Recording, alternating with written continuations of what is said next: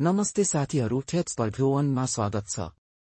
आजको भिडियोमा हामी दुबईबाट जर्मनी कसरी जाने भन्ने बारेमा कुरा गर्नेछौं।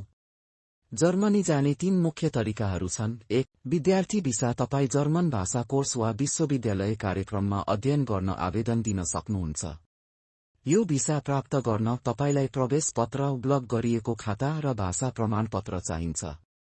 2. जागिर खोज्ने भिसा। यो 6 महिनाको भिसा हो जसले तपाईलाई जर्मनी प्रवेश गर्न र जागिर खोज्न अनुमति दिन्छ। तपाईलाई आफ्नो योग्यता प्रमाणपत्र, कार्य अनुभव र बैंक स्टेटमेन्ट चाहिन्छ। 3. कार्य अनुमति। यदि जर्मनीको कुनै कम्पनीले तपाईलाई जागिरको लागि प्रायोजन गर्छ भने तपाई सिधै कार्य भिसाको लागि आवेदन दिन सक्नुहुन्छ।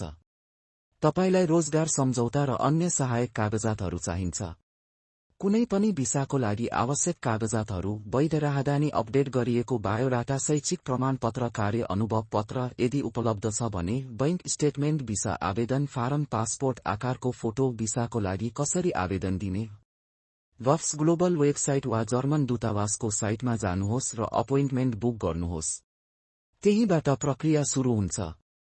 सबै जानकारी दूतावासको वेबसाइटमा उपलब्ध छ। थप जानकारीको लागि तपाईँ टिप्पणी गर्न सक्नुहुन्छ वा हामीलाई सिधै सम्पर्क गर्न सक्नुहुन्छ। धन्यवाद।